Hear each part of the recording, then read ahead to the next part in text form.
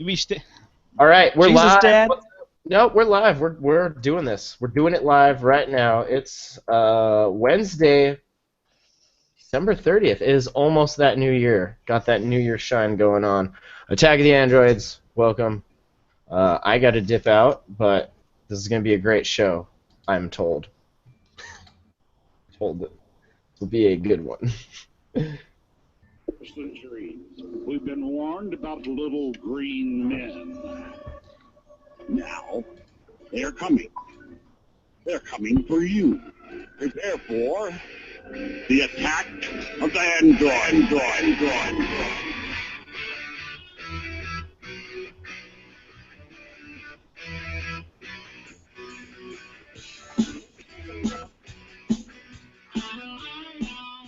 Hey, what's up, everybody? Today is Wednesday, December 30th, 2015, episode 177, Tag the Androids. Every week, usually right here, tagtheandroids.com. Check it out. I'm Matt Lee. That's Eric F. What's up, Eric F? No, we'll wait. Just unmute. No, go ahead and unmute. Fine. No. I'm sorry. I am working on a single monitor today. I can't do all the fancy stuff I normally do. First So I'm world very sorry. Struggle is I real. know. Merry Christmas, Eric. Looking very festive. Joey Kelly also joining us. What's up, Joey? Good evening, ladies and gentlemen. As a pleasure, as always, to be with you on Attack of the Androids. A pleasure being with you. Nick Carroll, also a pleasure being with you. What's up, Hello. Nick? Hello, everyone. Glad to be back. It's been a couple weeks or more, so it's time to get it going. Good. Yes, you slacker. Should be a great show. I'm very excited to go back to work and watch it. I'm going to turn things over to my very pregnant, very ginger girlfriend here. She's going to kind of take over, so good luck, you guys. Have a great Amazing. enjoy. Goodbye. Goodbye. All right. So, what do we want to talk about first tonight? I hand it over to the. Well, how about Joey? You look excited. What do you want to talk about? I think we should talk about Matt with his girlfriend behind his back. I think that's This will be podcast. yeah. Attack Totally of the different Map. podcast. Attack of the Lee. Anyway, now Eric, kick it off. I'm good. All right, so I think the first thing we do need to talk about is that the next iteration of Google Glass is no longer just a thought, just a memory. There are actual pictures being submitted to the government right now for version 2.0 of Google Glass. Yeah, a couple of things I noticed as well as read through the article is, A, it's got a hinge now to where it'll fold up a little bit. And number two, the little prism that you generally look at is actually a little bit bigger. It's like, I don't know, 30 or 40% bigger. So I guess that'll be a larger screen that you're looking at. So that's good too. So Has anybody else seen the series Caprica? Yeah. I did not. I have no idea. Okay, because they're the glasses that take you into the 3D underworld thing are like incredibly close to how this looks, with the exception of the fact that it's over one eye and not two. But I mean, it is. I think they call them hollow bands. I think, and it's like within design differences of being how this looks, and I feel like I'm living in the future. Yeah, just saying. Well, let's give the audience a little thing. So I'm going to talk so it shows my screen. I am screen sharing now. Like Nick said, you see the little hinge there. It looks like a little ball hinge or something like that. I honestly can't tell that the prism is bigger. Yeah, there's an article that's linked from that article that we have in our rundown, and it basically, you can look for a hyperlink for the word prism, and it'll take you to another page which actually shows a contrast between this prism, like it's a little longer. I think it's probably the width and depth of it is probably the same, but the actual length of it is a little bit greater. I'll see if I can get you the link to that real quick. All right. So now I know that there are engineering issues, like the battery has to go somewhere, so we still have this bump on the end. But is anybody else kind of disappointed that they, aside from the hinge, they didn't really do much changing to the design. It kind of looks I like have a- version 1. I have a sneaking suspicion that the first one was almost a working retail prototype, Yeah. and they took everything that they learned from it, and they probably have done an awful lot more under the hood than the hood itself. That's just a guess. But what I find more interesting about this particular article is that it says that they're aiming this at enterprise businesses for Google Glass. And I don't understand, and maybe this is just because I've never thought about it, but what is the enterprise application for a small screen that you always see?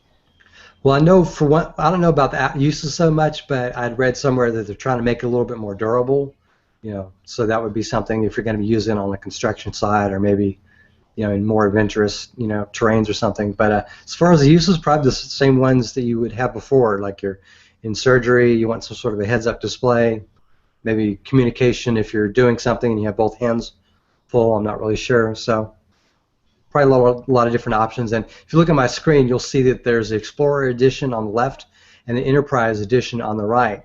And that basically shows you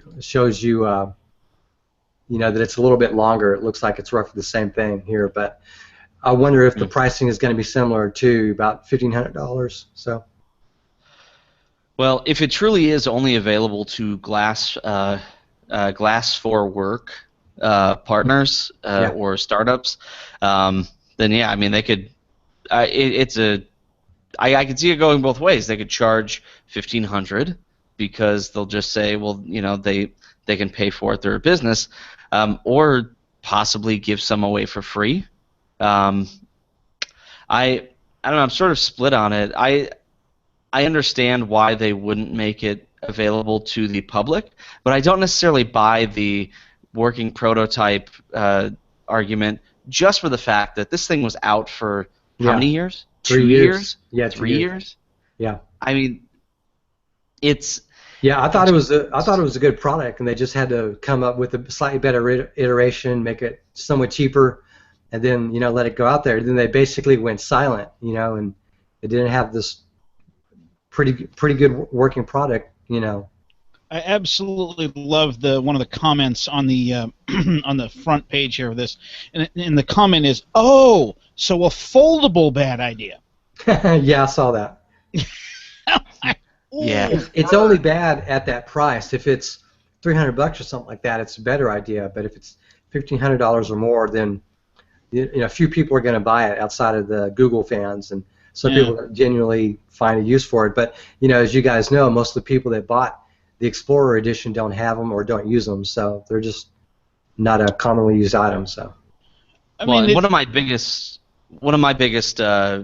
complaints, though, I will say, was the durability, more so like the breakability of the of glass. So the foldable hinge does actually. I feel better. I would prefer to have this version, I think, than the original version, even if they have the same internal specs. But I don't know. This is like too little, too late, as far as I can tell. Yeah, I mean, they had a window of opportunity, when the hype was really strong for the product. Then they didn't come out with anything, and I've had discussions with people online, basically saying, "Hey, I think they should have come out with this device," and the criticism was, "Oh, it's not ready. It needs to go back, to the drawing board or whatever." But it doesn't look like it's been to the drawing board really. This is Explorer version 2. So long to, when they looked at all that, and your everyday people aren't buying them. Yeah. Because of that, they waited so long to look at all the different kinks and, I guess, target them towards the audience they knew would buy them. Yeah. That's probably makes valid. sense. I mean, the thing is that if it really does have an Intel Atom processor, that would make it as powerful potentially as a netbook from 4 or 5 years ago. And it's something that's being carried around on your head. That is a tremendous amount of processing power for something that is so small.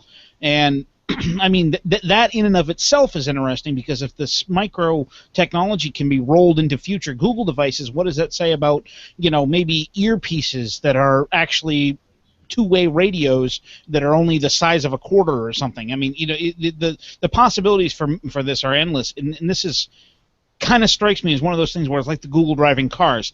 It has a long-term potential, but a short-term, so what? The problem is they didn't sell it like that. It wasn't sold as the long-term potential. And I mean, to your point, like the original, it is a lot of processing power in one small space. The original one had the same internals as the Galaxy Nexus, which was a fair amount of of processing power. It was probably the flagship phone or a flagship phone of 4 years ago. However, it got hot.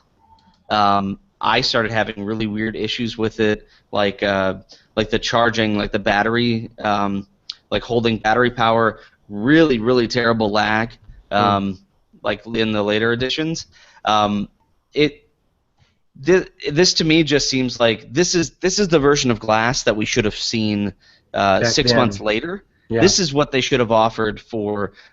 This is what they should have been sending people who paid the $1,500 like 6 or 8 months later. Here's the next iteration. Yeah, I just think they should have made an everybody edition. In other words, you don't have to be just enterprise or just a beta tester. Just here's a good product, and just release it to everyone at a decent price. So. Yeah, even if it's a good product, they burned up a lot of goodwill, and I don't think that they're going to get a fair shake from the tech writing community, because a lot of them were burned by this too. Yeah. And quite honestly, maybe they shouldn't get a fair shake from them.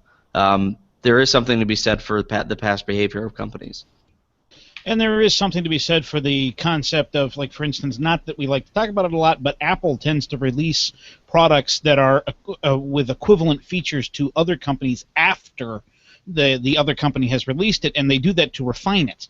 They take, I wouldn't surprise me at all if there's a team at Apple that looks at all of the new features from competing products, waits for them to be reviewed, waits for them to interact with them, maybe even goes out and gets those products and finds out a way that, hey, we can make this better, and then they release it. And sometimes that is the better opportunity. Marketing and refinement sometimes are just what you need to get a product to take off. Yeah. So I don't know. Have we beat this horse to death, or do we want to shit on Google Glass some more? Well, I'll just say one more comment. $1,500, way too much for way too little. Not interested. Yeah. Come at me when you've got a full 3D headset for $1,500. Well, and that's no longer like the first edition, which is kind of what this sounds like it's becoming if you look at it the way you guys are talking.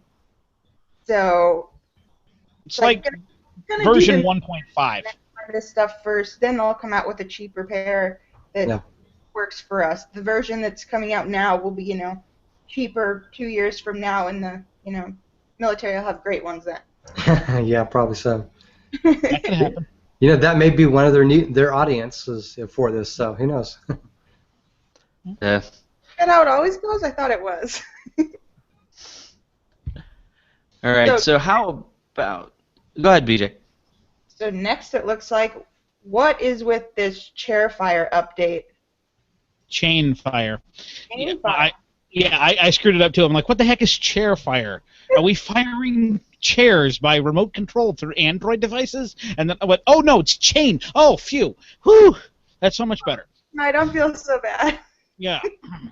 That just means instead of firing chairs, now we're firing chains out of our phones. Tell us about this, Eric, why you threw this in here.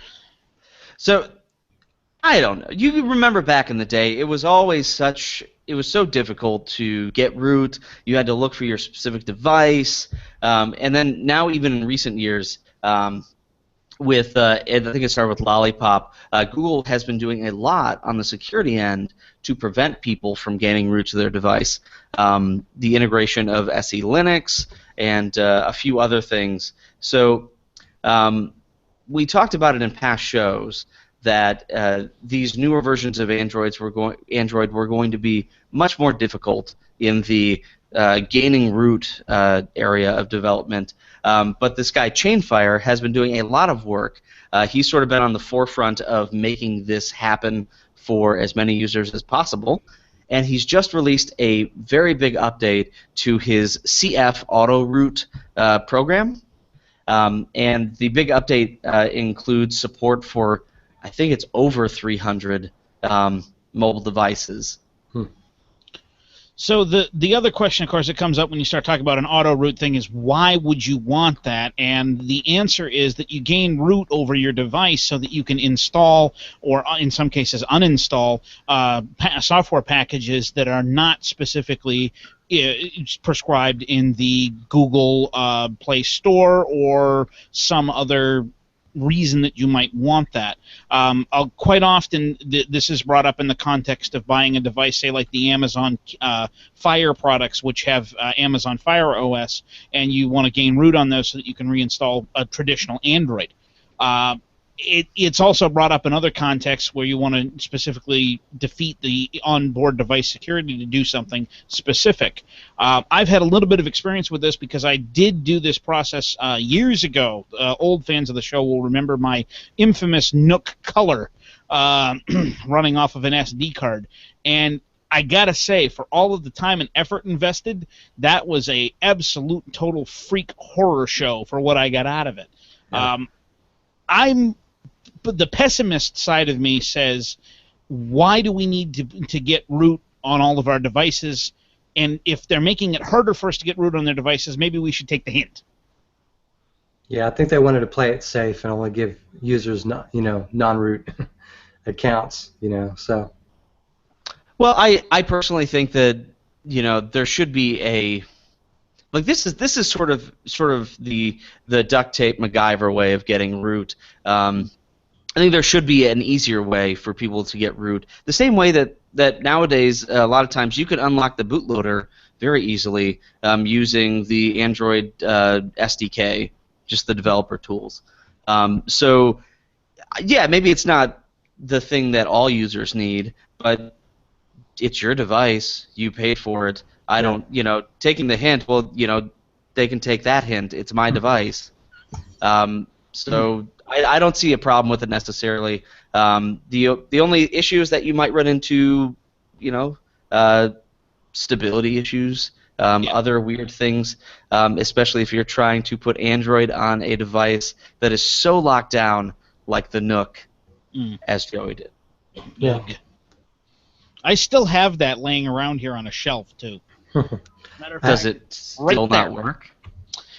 Oh, it still kind of works. I think I burned out the micro SD card that was in there from too many writes and rewrites and stuff like that. But yeah, that was just a horrible experience and has put me off of rooting and ROMing and whatnot anything ever again. Keep in mind also that I work in IT, and I have seen firsthand, today was a very good example of the problems that you can get into when everybody has administrative, aka root, access to the computer. There's a lot of trouble that the average person can get themselves into accidentally, not on purpose, but accidentally, and it's a problem, and it's a potential security hole. So personally, my opinion is don't root. Well, let's explore that. These people with problems, what operating system were they running? Well, in this particular case, it was a Microsoft Windows 7 machine that I'm thinking of specifically today. But I don't think that the majority of people out there are rooting their Android devices or their mobile devices in general because there's not a need for it. For most people, there's not. However, you could make the same argument for, Windows 7. But on Windows 7, there's a path to gain it if you need it. You have UAC, log in as an administrator. There are different things you can do. The reason why it can be so ghetto and so unstable is because we're doing it like this. We're basically exploiting security holes in the operating system in order to secure root.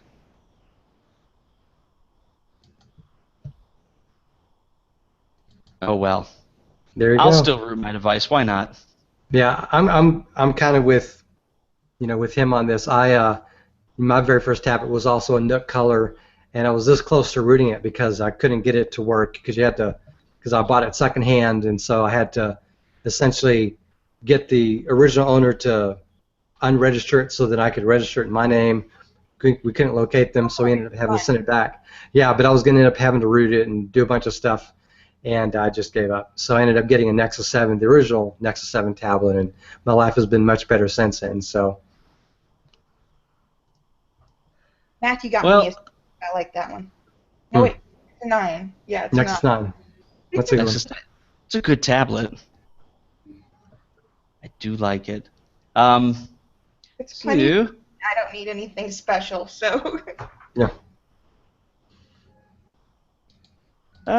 How about we can save the Java thing for later because that'll probably be a longer discussion.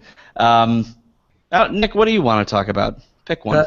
I'd like to talk about a feature that vanished on many Nexus devices, or pretty much any device that has Marshmallow, and I think some of the other devices that have like version 5.1. But it's a feature that's called the Intel Next Alarm feature, and I'll actually show it. I'll share my screen so you can kind of see what it looks like.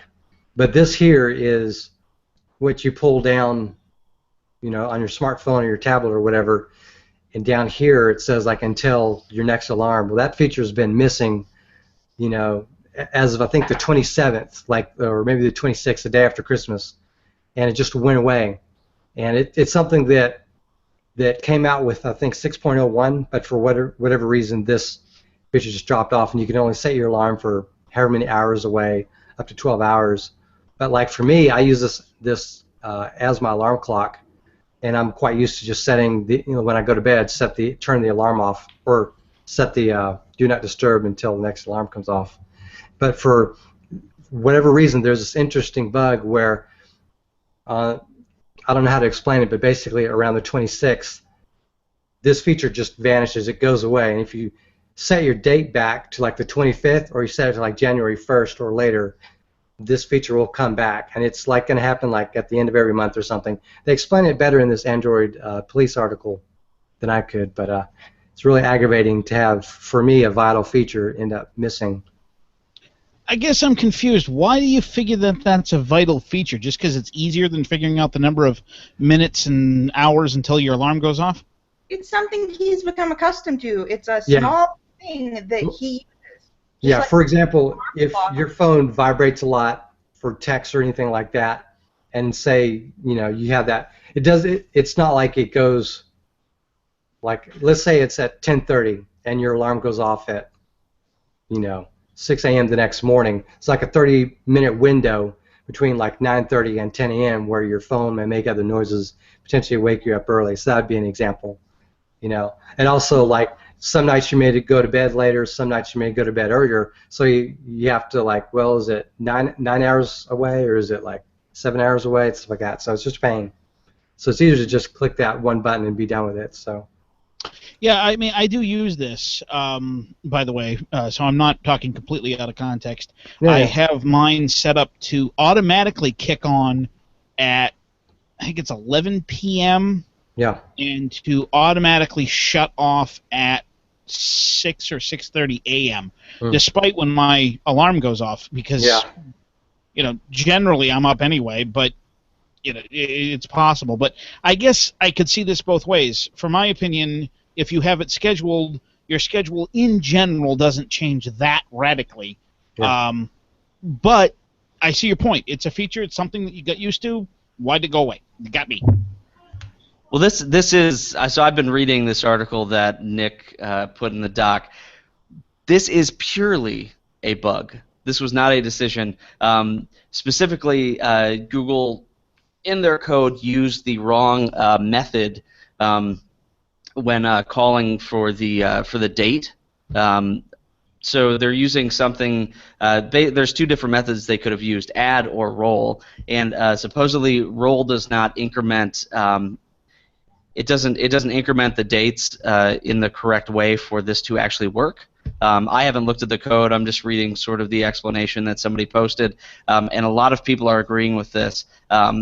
That it is because of this bug until it gets fixed. It will repeat itself every month, 6 days before the end of the month. Yeah, it's So pretty tomorrow it should start working again. crazy. Does it Or the affect day after. Android Marshmallow? Because I just checked and mine doesn't seem to have it either.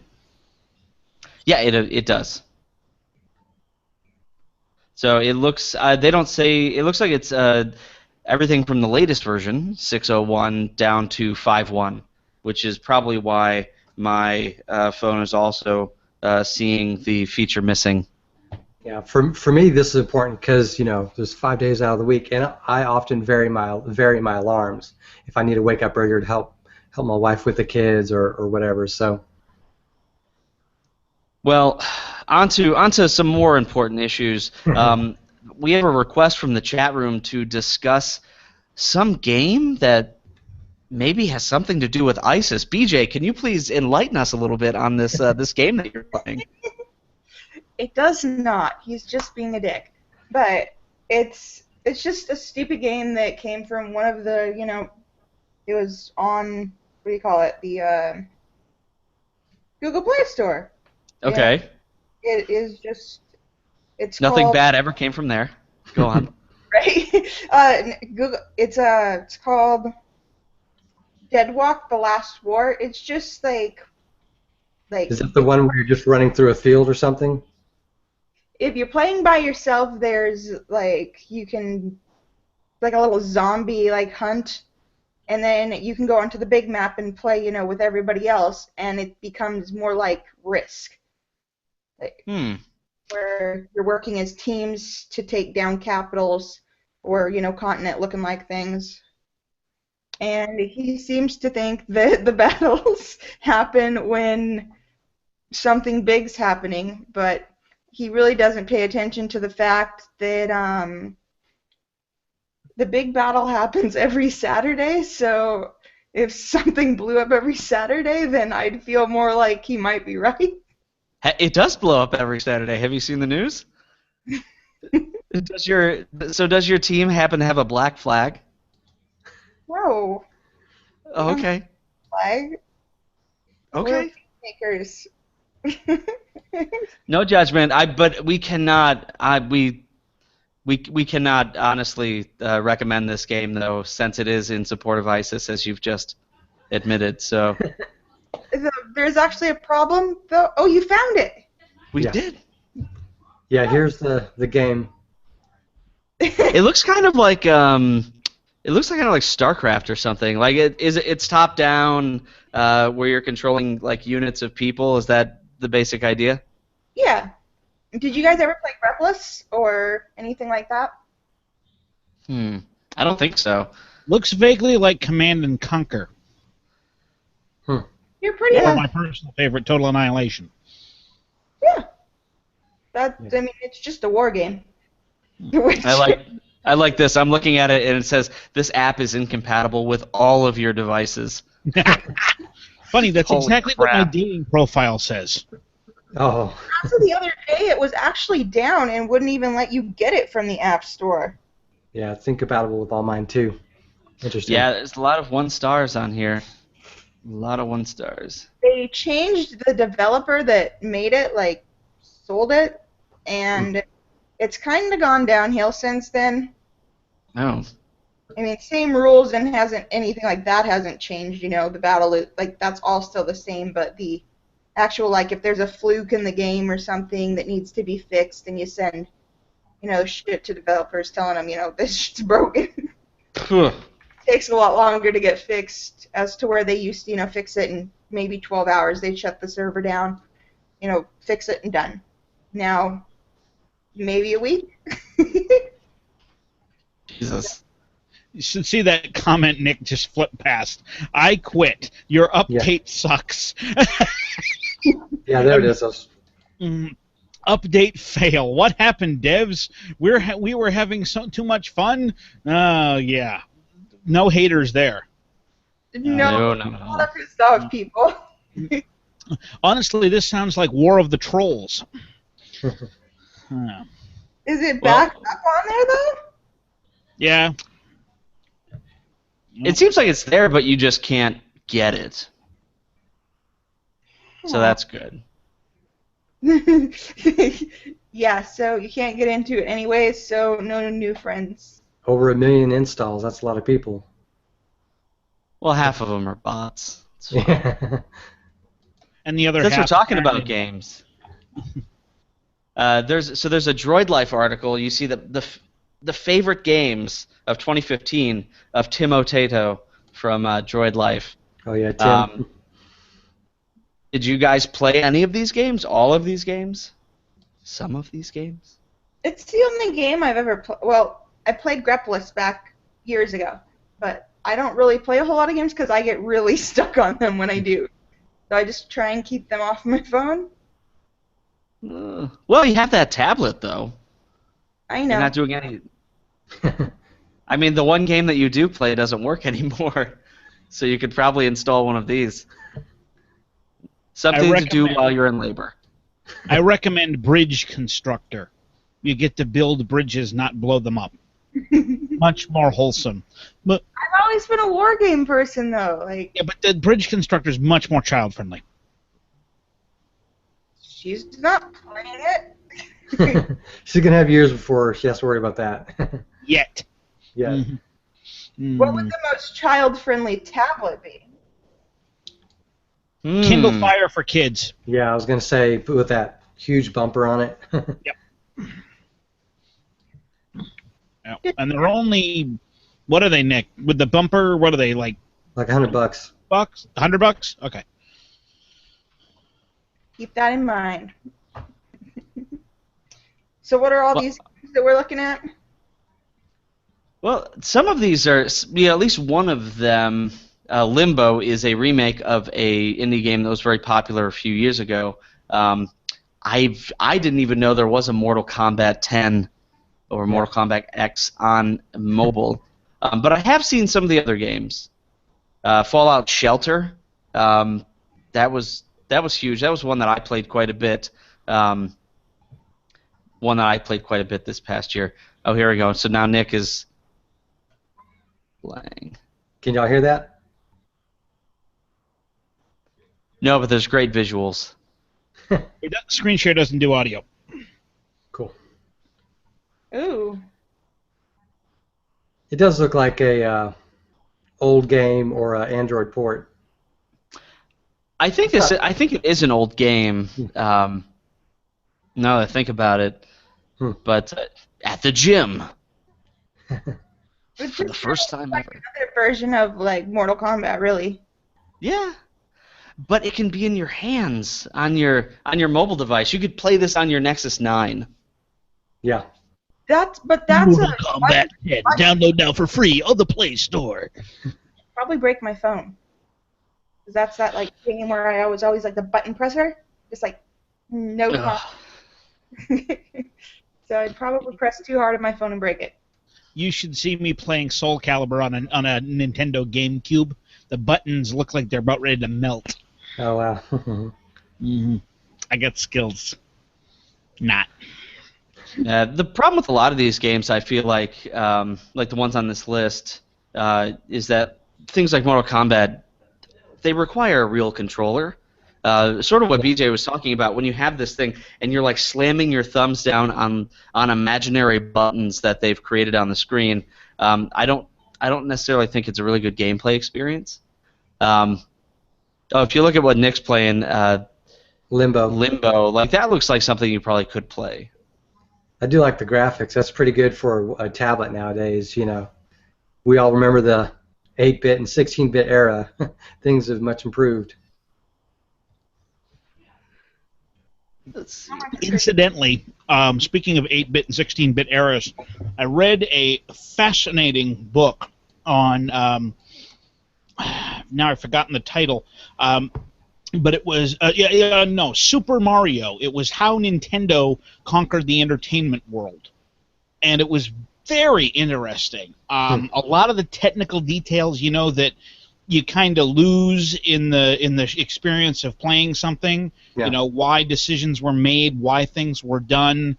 A lot of the back end information and technical stuff that I didn't think about at the time when you were just living it. and it's a fascinating read. And if you're at all interested in gaming and the history of gaming or consoles or anything like that, it's tremendously interesting. And one of the things that they said in there towards the end, because it's a chronological history, they actually point blank said Nintendo will never release a mobile port of any of its classic games. And I believe them. They've held true to that. Mm-hmm. Which to me makes them feel more like the Apple in that context of we are going to force you to have an experience, as opposed to another console that's maybe more open about it. Just my take on it. I would like to see some sort of version of a 3D Duck Hunt. Oh, yeah. That would be cool. You live in Washington. You could just go duck hunting. That's an option. Real 3D. I'm originally from Montana, so yes, I could do that there too. No, that's bison hunting. That's different. Lots of hunting. And you have to avoid Coyote getting hunting. cholera. Oh. But actually, by the way, for what it's worth, total aside, you can pick up on Amazon for under $25 a remanufactured, brand new console that will play NES games. Oh, cool. And for under, I think it was like $6, $7, you can get the gun from Duck Hunt. And it will work with the traditional Nintendo or this retro one. And you can pick up the cartridge for Duck Hunt used for about $10. I have a cartridge for Duck Hunt, and I have 2 guns, and I have the Nintendo. Well, then aren't you just Queen of Sheba? Would you get the woman that has it all? Yeah. Where were you when I was looking? No. But yeah, so it is possible to do this kind of retro thing. But anyway, that's a total aside. We should probably move on. Yeah, so how about this? I think, Nick, you threw this in the document. The LG SmartThin Q Smart Home Hub that can also stream music. Yeah, I found that a little interesting. It's like a remake of the Amazon. What is it? Alexa? Echo. Echo. Yeah. Let me pull the story up. I can find it. Oh yeah, SmartThink. It's funny you say that. It actually looks like. Yeah. It physically looks like. I won't say her name because she's staring at me. Oh yeah. No, this is pretty cool, and it's something I think we've talked about in the past, where something like this, may become a thing. A lot of people may buy this, put it in their kitchen or living room or whatever. And now LG has their own version of this, and it's got a little screen on it, as well. So I don't know, it's kind of cool. So it looks like it's going to, which is different from the Echo, it's going to also be able to connect to other smart devices using Wi-Fi, Bluetooth, or the Zigbee protocol. Yeah. It's basically a music streaming device.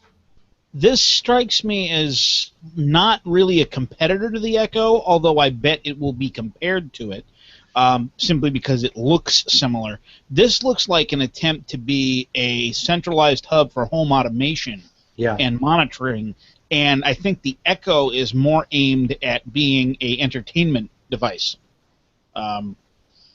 Informational as well as buying Amazon stuff. This, depending upon the functionality you get with, the phones you have, if it's limited just to LG, that may be one thing, but if you can use it with any Android device, or even if it expands to like, iPhone, it may be pretty cool, search for something on your phone and, stream it or whatever on the device. One thing that they make a note of in this article, it is not going to be voice command sensitive. So you have to use their dedicated app.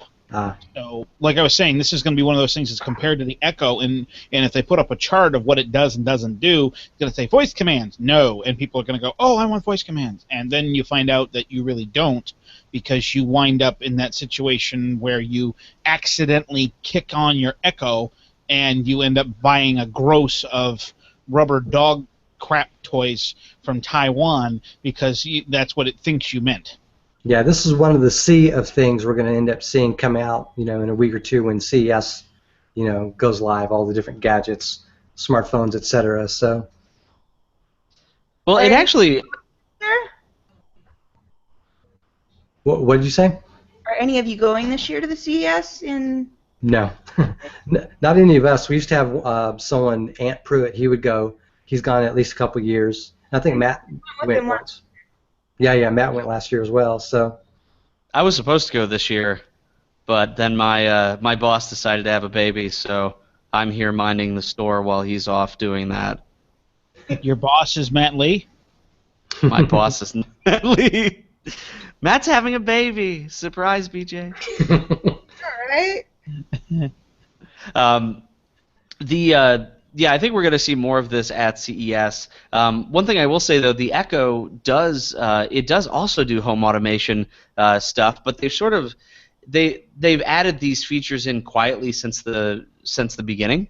At first, it was really only like a lot of the streaming music, answer simple questions, more what we would think of like Google Now or I'm sorry, not Google Now, OK Google or Siri functionality. But now it can control Samsung smart things, Philips smart devices. I don't know necessarily what protocols it uses, but you can actually go onto the Echo Smart Home section of Amazon and buy things that specifically will work with the Echo. that's pretty cool. Interesting. Yeah, and I just actually installed my first what you would call smart device the other day. Somebody had given me one of these. I think it's Philips. One of these like silly little light bulbs that can sort of change colors and can pulse to the music and things.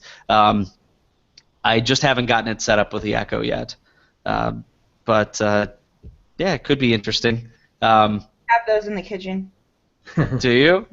What do you use them for? Like, because to me it seems very much like a gimmick. I don't really see the purpose in it.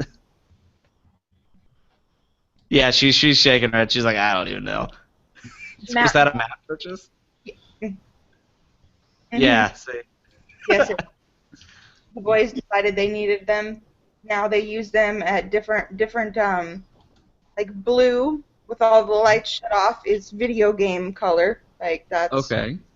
They have their own mooting system for what they're doing. That's good. There we go.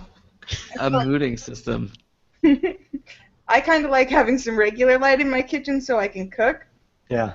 And Sure. it pisses me off when they do that, and I just really want to be like dropping all the pans and shit and be like, oh, if you want food, maybe you could turn my lights back on so I could cook it. Yeah, turn What off you the need- red lights. It's pissing me off. What you need to do is figure out a way to have one of them continuously strobe red and the other one blue, and just tell them that the ATF is outside. It's I love that. And I like how she's pondering that now. Oh God. What are you It talking seems about? that they don't give off good light either. I don't know. The multicolor one doesn't seem like when it does the multi like change because you can set it to, alternate its own color. Yeah. The blue is good. The green is good. The red by itself is just kind of more of a pinkish weirdness. I'm not Yeah. sure. Almost more like a magenta, I guess. Mhm.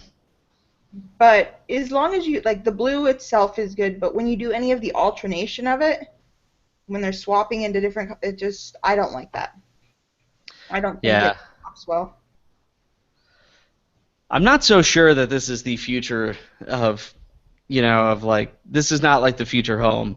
The Internet of Things. Maybe I'm wrong. I'm not. The implementation is not as good as what you've seen like elsewhere. Maybe like at a store or something. So. It's all 1.0 stuff, brand new, whatever. Let's find out what works, what doesn't. Well, and it's I don't know that. them all together too, because I think there's 5 out there. There's one next to the front door, and then all the kitchen ones that are linked to one switch are all on there. So sometimes one will lag behind the rest. Jesus. So you just went blue light, Oh wait, this one's like it's like oh I was white, I need to be blue. The future is now. Well, hopefully Um, that gets better if they're going to, that's going to be something to do. I think it's just one of those rich people things that would be kind of cool for different rooms of your house and shit, but not your everyday folk that just wants to have their house lit. yeah, and I'm not so sure that like like even to continually compare this to the Echo, what the Echo does best has to do with Amazon's ecosystem, and I don't know that LG has. I mean, what's LG's ecosystem? They could potentially hook into things like your HomePlex or I think they might maybe make. even a Sonos. Yeah, well, I'm pretty sure they. Dryer. Yeah, I think they do like microwaves, refrigerators, washers, and dryers. Because that's what we need. We need to be able to control our microwave while we're not physically standing at the microwave. Oh, and there's Put no. that cup of tea in there before you go to bed with some, and then when you wake up, press the button so that it turns it on. That's a great idea. Actually, that's probably the first practical use I've heard for that.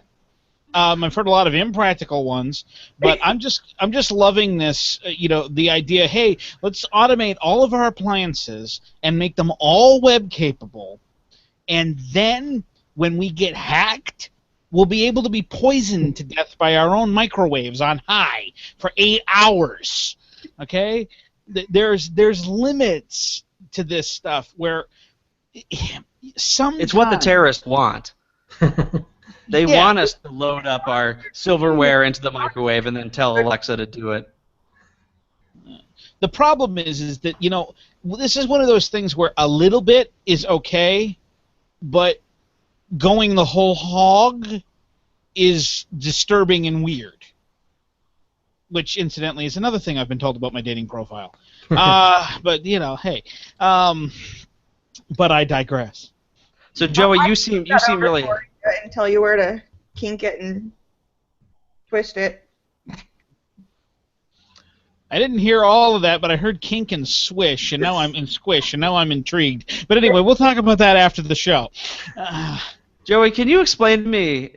You seem very excited about this next story. So help me understand why we're looking at a story from February 6, 2014. Go. Oh crap! It was still popular on. It's still popular on Droid Life, apparently, even though it's. Oh crap! I didn't look at the date. Yeah. Whoops. And we talked about this. Oh, great. So you're right, Joey. It is something we should talk about. Yeah, something we should talk about like last year, 18 months ago. There's a new Kindle coming out. Yes. Apple has released a bigger iPhone. It's called the iPad. How about this one? But go ahead, Joey. Go ahead. Well, you remember the controversy and all the jokes at the time about the iPad, the new feminine hygiene product from Apple? Yeah, and whatnot. And I don't. I'm very gender sensitive. I don't remember any of those jokes. Oh, yeah, right. You were telling us some of them. Anyway, I'm triggered as we speak. Yeah, but the thing is that those have completely disappeared because the brand name iPad has just permeated the world's culture, and everybody knows what it is, and they don't even think about the connotation of the term. Like, how many people actually think about what Burger King means? You don't even say it as two words. You say it as Burger King. It's like one syllable, practically. You just say, and you know what it is because it's brand name recognition. And it's just amazing to me how food. Yeah, you think Whopper. That's exact. You go from Burger King to onion rings, Whopper, and an Oreo shake, and cardiac arrest. All in one progression. And iPad has done that. Pocahontas cups. Sorry? I think Pocahontas cups. Oh, yes. Remember the Disney editions that they were doing like forever ago? Yeah. I collected all of those. My favorite were the Pocahontas ones. Well, I mean, I have a matching set of salad bowls. They all say Cool Whip, so, I mean, what do I know?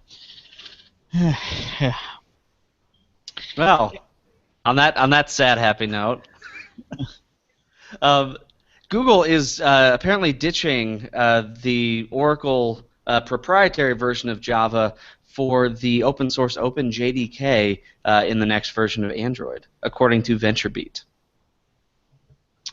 Surprised? Not really. What do you guys think? I'm hoping that they eventually ditch Java completely. I don't know much about it. Well, so basically Java used to be owned by a company called Sun, and Sun was they were very as came out in trial, very open to the idea of Google using using Java in their new mobile operating system. Unfortunately, though, it was bought by Oracle, a very, very big company, when Sun was having financial trouble and eventually went out of business. And at that point, Oracle looked at Google and said, "You're using our property, pay us money." It resulted in a lot of court cases back and forth. Google won initially, then they lost at appeals, and then the Supreme. I don't remember. I don't think it went to the Supreme Court. But basically, the justice system sided with Oracle. So now Google is faced with, well, do we want to continue using Java, potentially paying Oracle money, or go with something else? And it seems like they went with something else, which is OpenJDK, which is sort of an open source free implementation of Java. It's not Java, but it is allegedly Java compatible, though I've had bad experiences with it in the past. Well, the thing about OpenJDK would be if you were to strip out your entire code base and rewrite your code base to work with a open source platform like this, where you can actually view all the source code to the JDK, you'll be able to make something that theoretically has no bugs, no security issues, and works perfectly because you're going back and rewriting everything from scratch. Theoretically, that would be possible. I see it as a two-pronged street here. You're going to have one side is that Google may not have to pay any more licensing fees out of this if they can completely switch off through it, and two, they're going to start dumping money directly or indirectly into the OpenJDK to improve it. So that would mean that we're all going to get some benefit out of this, provided we can use the OpenJDK. And that's what I think is that your second scenario is what I think is going to be the most likely. When I used OpenJDK, it was a few years ago. It was on Ubuntu, and I found that a lot of things that I was trying to use with Java did not work when I had OpenJDK. So I uninstalled it, even though I believe at that point it was the default, and it probably still is in that distribution. I uninstalled it, and I installed the Oracle patches, or the Oracle files.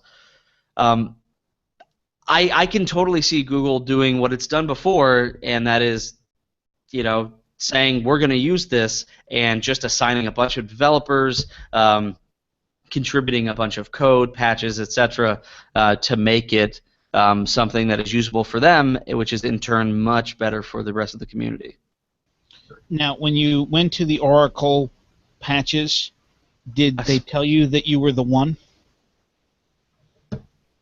I'm not even going to dignify that with an answer, Joey. Though the Matrix was on TV yesterday.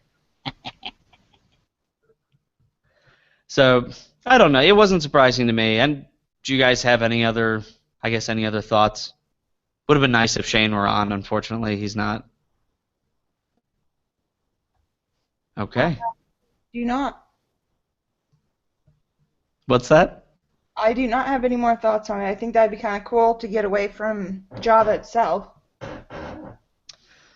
Yeah, fuck Java.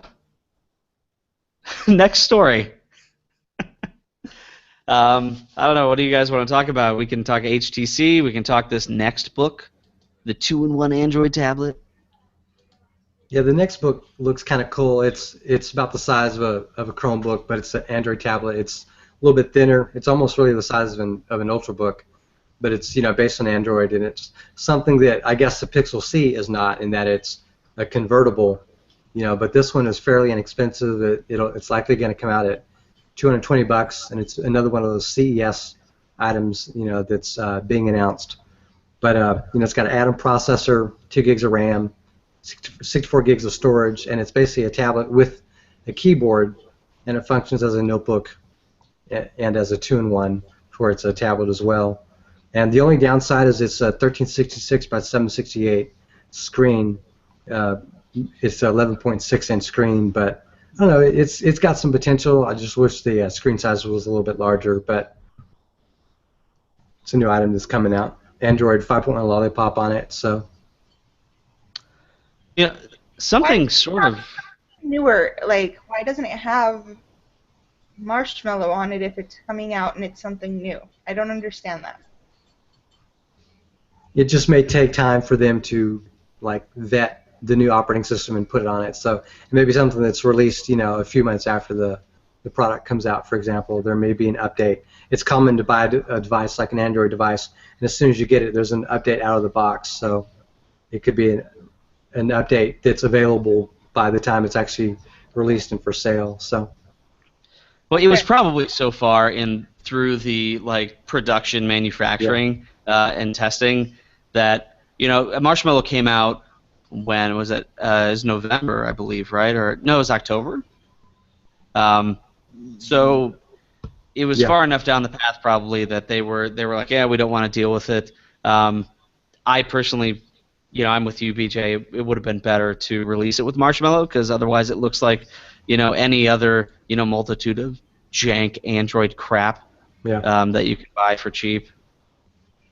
Yeah, but this is the first piece of janked Android crap that I recall having a detachable keyboard at this price point. That is true. And to be brutally honest, having been running Marshmallow since I was able to get it with an OTA update from Project 5, which I'm told there are people out there that are still not getting it, and I'm running 601, there are enhancements to Marshmallow, no question. However, there are also bugs and glitches. And it's like any new operating system. And I'm essentially beta testing it because there's not as many people out there running it as something that's more established. So it's just a thought. Also, this is not running a traditional phone processor. It's running a quad-core Intel Atom, which is a formerly a laptop processor in its previous life, or at least its previous models. Yeah. So it may have to have a custom build of everything, and they may simply have not gotten it around to building that custom ROM yet. Yeah, one thing they're saying here is it's coming out in Q2 of 2016, so that's a few months from now, at least 3 months. So in theory, it could actually have Marshmallow by that time. Yep. And I guess the real question would be, would you buy this over a Chromebook? I personally wouldn't, but if I didn't have an Android tablet, this would be an option for me. Like, if I had one or the other, this might, fill that bill, but I've got a tablet and a Chromebook, so I'm not so much, into it myself. But for someone that hasn't had a tablet in a while, this may be a good thing for them. But I think Chromebooks are better at emulating the desktop experience with not just split screens but multiple window support. Even though it's web-based user interface. So. What do you think, Eric? I think if you're going to spend that much money, $219, buy the tablet that Matt bought. If you need a keyboard, buy the Shield, or buy the Nexus 9. Like there are other options out there that are probably better, and I don't know. Like maybe it's just me and my bias, but I don't really want to buy a tablet from a company called eFun. That doesn't sound good. It sounds e-fun. Yeah, it sounds like an e-waste of my money. Well, they have another division called e-crap. Go on. No, it's a garbage disposal service. There we go. Yeah. Well, we'll see how it goes. If it reviews well, it could be a hit. Some of these other companies like Honor and Huawei have found some, have found a market here in the States. So Yeah. It might be one of those things that like the next version might be, something you really go for. yeah, But right now it's just meh. I'm good with what I got. I mean the specs seem decent enough, for the price. If you're into an Android tablet, $200 Android tablet isn't bad. The original Nexus 7 caught on fire, not literally, but it I was was like, very what? popular. When? Oh, so not like the Shield. Yeah, Oh, no. But and that was only $200. So $200 for a tablet like this might be pretty decent. As you said, it's got an Atom processor, which should be pretty decent. 2 gigs of RAM and 64 gigs of storage for an Android device for only $200, and it's 11-inch screen and a keyboard included. That could be pretty decent. oh, now this is really interesting. I just jumped onto nextbookusa.com. Mhm. First of all, this does make me a little nervous. Buy at Walmart. Ugh. Well, they have a slightly older version of this that's apparently in Walmart, and this is apparently the next version, which is coming out in Q2. But they also have a Windows version of this. Well, that's what I'm looking at. Yeah. Nextbook Flex 11 quad-core Windows 10 tablet with keyboard, $227. Yeah. Now, here's the problem. I'm going to be completely straight with you. That Windows 10, even being the tablet edition, will do things that Android won't and that the Chrome OS won't even dream of in terms of internal app support. Yeah. And if the difference in price is $7, get the frickin' Windows version, honestly, because as much as I love Android, if you want to have a portable device that you can run stuff on that is not tied to the internet, meaning a Chromebook, or tied to the internet for its functionality like an Android device, this is probably a better choice, and you're going to find more compatibility within the enterprise and small business sectors for a Windows device than you are going to find for anything else. And where do you buy this again? Sorry? Walmart. Yeah, I'll pass. Or Sam's Club. Well, just think of it this way. Pass. This item is coming out, in Q2 of next year. It may be that the next version of what's currently selling at Walmart will do the same thing as well. I mean, I remember buying a netbook in like 2009 or 2010, and for about the same price, and I used the heck out of that. That had like a 10.2-inch or 6-inch screen. So the netbook's back, I guess you might say. The last laptop I bought new for my own use is sitting over here on a shelf somewhere, and it was an E-Machines netbook with a 10-inch screen that I had XP on it, and I put Ubuntu Netbook Remix on it. Yeah. And now this is interesting. When I actually click on the buy link on that thing, it's $227 at Walmart, but it's $209 at Sam's Club. Oh, there you go. So yeah. Wow. Well, get your Christmas money, kids. Your dream is awaiting at Sam's Club. Now, one more quick question before we go. This is just for my ownness. What kind of a phone would be good that's just general, something for your everyday person, someone like me? What size screen were you thinking? Because that would influence the answer quite a bit. You want like a small, medium, or large phone? How about that? In the medium area. Be like a 5-inch screen. Maybe less. I saw on, I think it was eBay or something, the Nexus 5 for around $200. So that's an option. There may be, other items. And then there's of course like the Moto G. That's something you can pick up for under $200, and it's a brand new phone. And you can get that at most stores. You can go into a Best Buy. It's like $100 and some odd dollars, $180. To look it up real quick. I think a Moto G is probably the lowest end you'd want to go, though, because the biggest problem when you start getting cheap with these phones is that you lose storage space, which can be very annoying when you have what you would consider to be a small number of apps installed, yet you are continually running out of space. So I think that if you're going to buy a phone, 32 gigabytes is probably the lowest that you want to go when it comes to storage space. And then I wouldn't be afraid to go one generation older and just buy it that way. Like the Nexus 6 is on the larger side, but like the Moto X 2014, probably even the Moto X 2015 edition will start getting much cheaper in the coming months because we've started seeing leaks of the 2016 edition. It also yeah. depends an awful lot on what your carrier is going to offer, and what you can buy, and if your contract is up or if you're paying cash. So a lot of that depends on that. For instance, right now, my old favorite, Republic Wireless, has got the Moto X 2nd Gen for $249, brand new. Granted, it's an older model, but it's a heck of a phone for $249. 5.2-inch display, 16 gigs internal memory. Yeah, right there, exactly. Eric's holding one up. That's the one like Matthew had, right?